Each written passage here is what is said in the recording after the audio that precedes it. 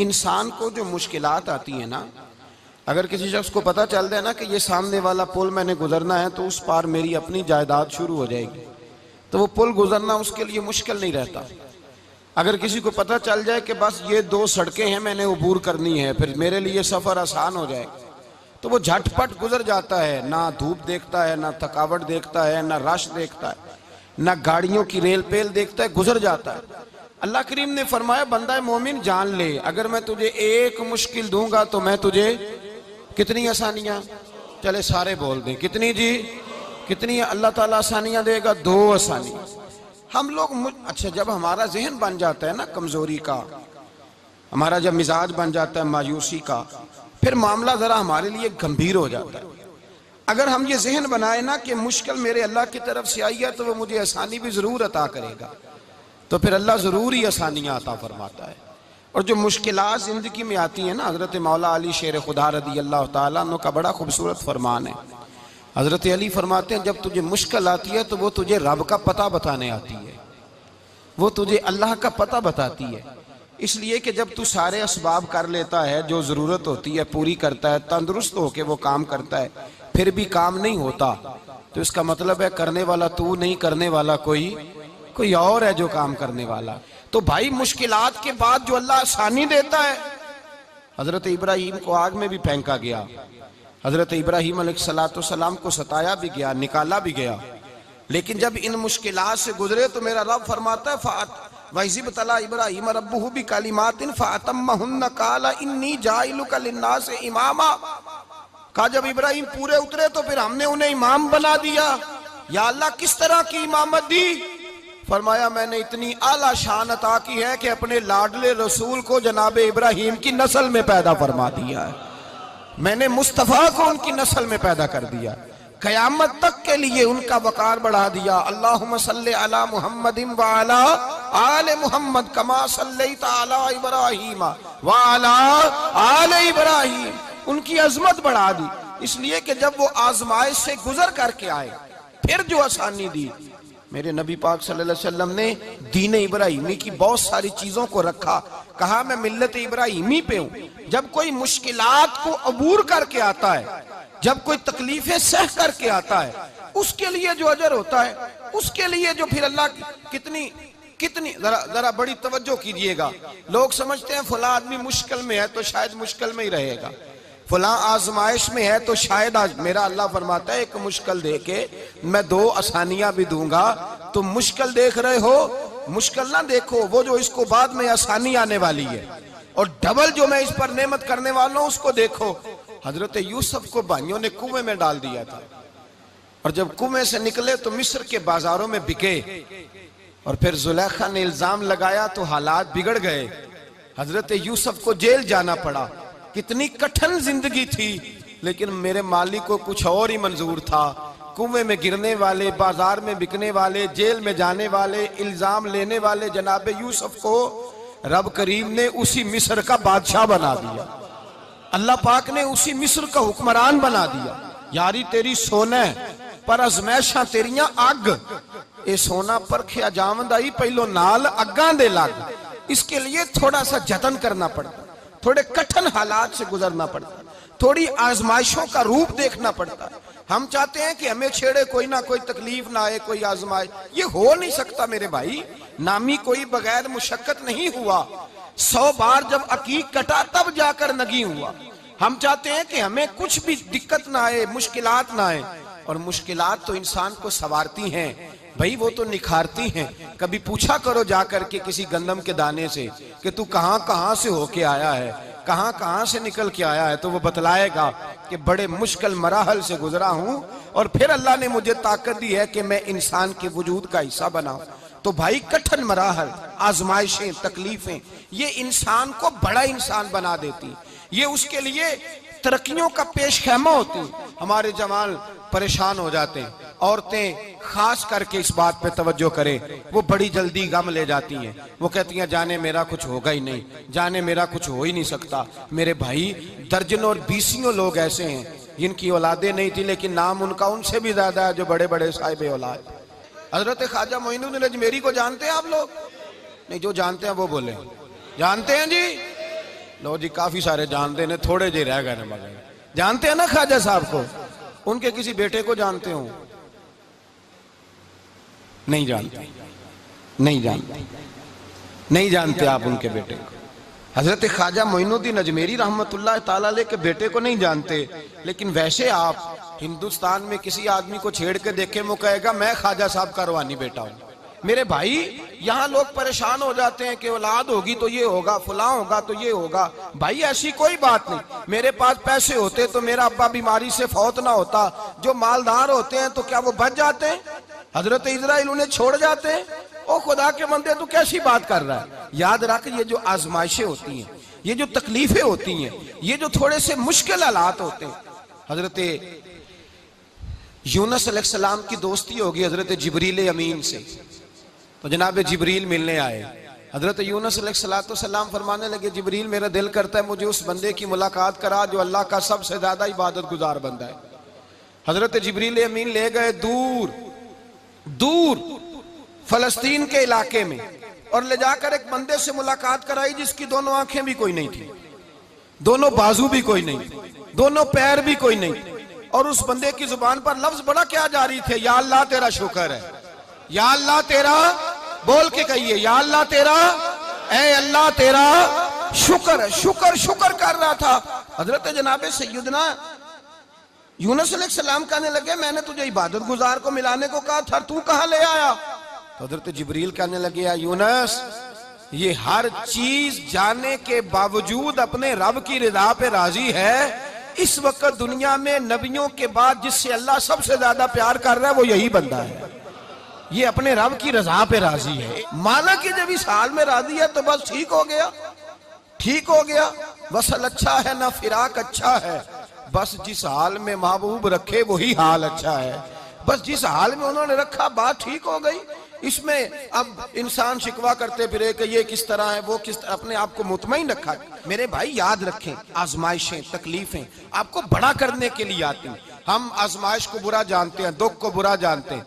दुख तो बड़े प्यारे होते हैं, ये रोने का सलीका सिखाते हैं, ये अल्लाह को मनाने का तरीका सिखाते हैं, ये मस्जिद में जाने का। वो जो सुखी बंदा है ना, सुखी, मुझे एक साहब कहने लगे दो किस्म के लोग मदीने से आते, मदीना शरीफ पूछने लगे, कहने लगे हजरत जी दो किस्म के बंदे हैं, कुछ वापस जाते हुए तड़प रहे हैं, कुछ तस्वीरें खींच रहे हैं रुखसती के वक्त, फर्क क्या है? तो मैंने कहा वो जो तस्वीरें खींच रहा है वो अमीर आदमी है, उसे पता है कि मैं फिर टिकट ले लूंगा, महीने के बाद फिर आ जाऊंगा। और ये मदीना छोड़ते हुए तड़प रहा है, ये कोई गरीब है, ये कह रहा है पता नहीं दोबारा मौका मिले कि ना मिले।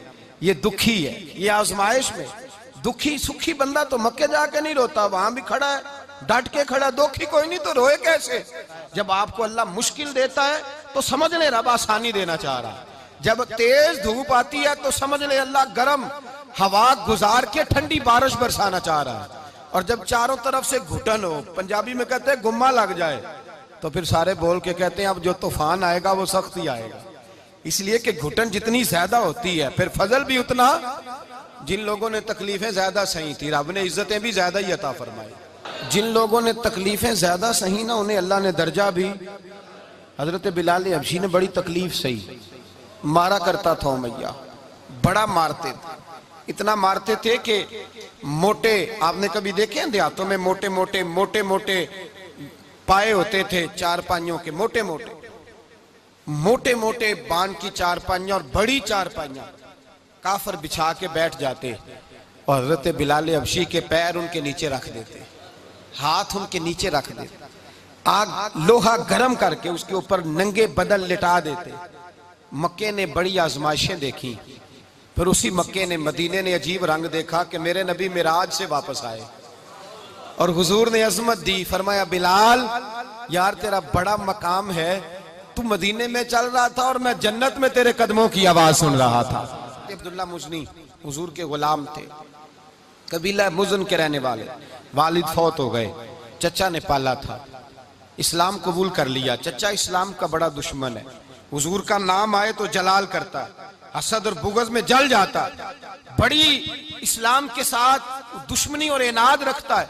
हजरत अब्दुल्ला कहते हैं पहले तो मैं इश्क रिसालत को दबाता रहा, फिर ये चिंगारी शोला बन गई, फिर के ये हल्का सा जज्बा समुंदर और सहरा का रूप धार गया, फरमाते हैं माँ थी और मैं था। मैं गया, जाके चचा से कहा मैं नहीं रह सकता। कहाँ जाएगा? तो मैंने धीमे लहजे में कहा मैं मदीने जाऊंगा, अब मैं रसूलुल्लाह के मदीने जाऊंगा, अब मेरा गुजारा नहीं होता, अब मैं जाऊंगा। कहते हैं चचा कहने लगा अच्छा तू वहां जाएगा, तुझे मैंने पाला, मैंने पोसा, वो मकान मैंने तुझे बना के दिया, तेरी जेब में जो पैसे हैं मेरे दिए हुए हैं। कहते हैं मैंने कहा चचा मैं सारा कुछ सोच के आया हूं, मकान भी तू रख ले, पैसे भी रख ले। कहते हैं उसने हर चीज रखवा ली।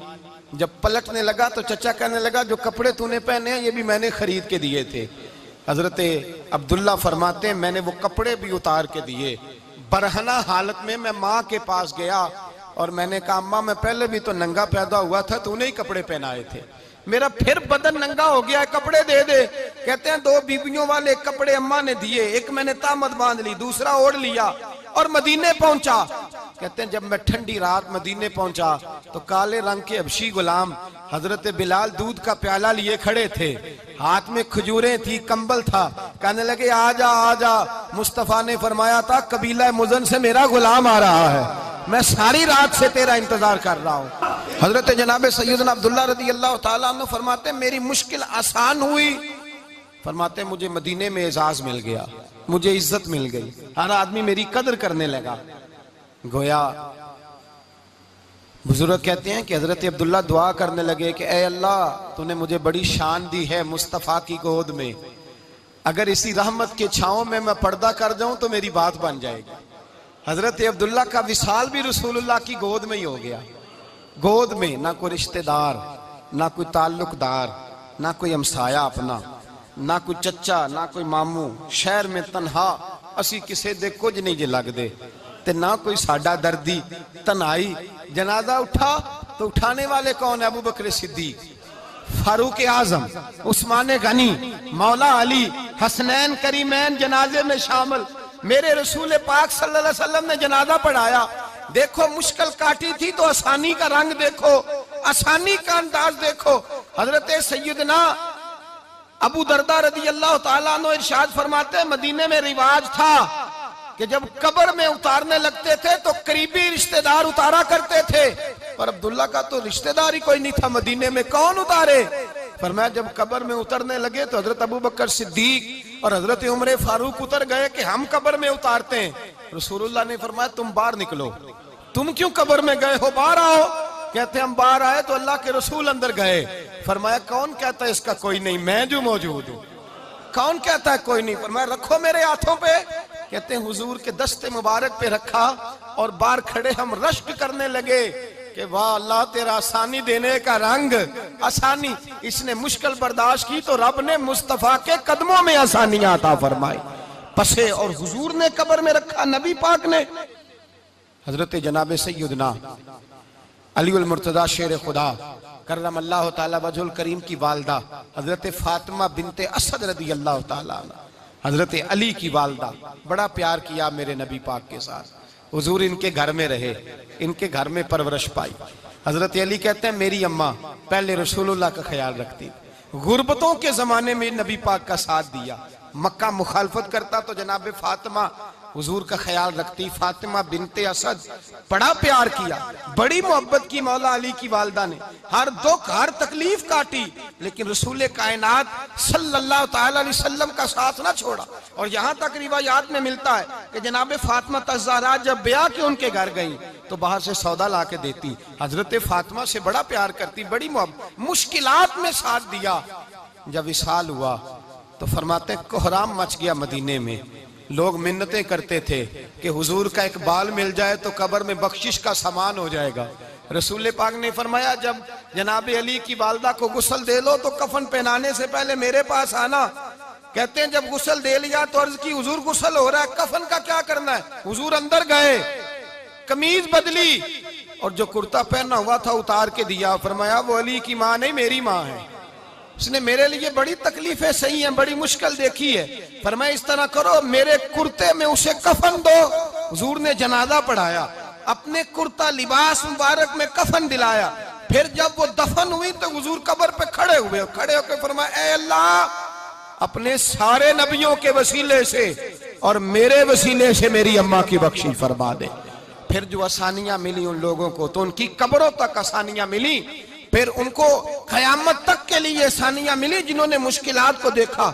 और भाई जो सोए रहे, जो आराम करते रहे, जिन्होंने मुनासिब ही न समझा कोई कठिन मरहला तय करना, जिन्होंने कहा ना ना ना ना हम तो सुख के साथी हैं, हम तो सुकून के साथी हैं भाई, हम तो सलूट के साथी हैं, जब मौजें लगेंगी तो दौड़ के पहुंचेंगे, कहेंगे हमारा भी तल्लक बनता है, हमारी भी रिश्तेदारी होती है, हमारे भी राब्ते होते हैं, फिर दौड़ करके पहुंचेंगे। असल साथी वो होता है जो दुख का साथी होता है, आजमाइश का साथी, मुश्किलात तुझे ऊंचा उड़ाती। हजरत सलमान फारसी कहते हैं मैं नबी पाक की तलाश में निकला था, हुजूर की तलाश में निकला, और मैंने कई साल हुजूर को ढूंढा, कभी एक दरवाजे, कभी एक दरवाजे, कभी दूसरे दरवाजे, कभी तीसरे दरवाजे। फरमाते मैं शहजादा था पर बिकता बकाता मदीने आया, मैंने नबी पाक की तलाश में यहूदियों की गुलामी भी की, तेरी तलाश में फिरा मैं जंगल पहाड़ और दश्त में। फरमाते हैं बड़ी तकलीफ काटी, बड़ी आजमाइश देखी, लेकिन उस दिन मुझे सारे दुख भूल गए, उस दिन मेरी सारी तकलीफें आसानियों में बदल गई, जिस दिन मेरे नबी ने मेरा बाजू थाम के कहा सलमानु मिन्ना अहलल बैत, फरमाया सलमान को तो मैंने अपनी अहले बैत में शामिल कर लिया है। फरमाते इतनी बड़ी फजीलत के मैं रसूलुल्लाह के खानदान में जा शामिल हुआ। तो भाई याद रखें, जब आपको मुश्किल आती है तो आपको आसानी देने के लिए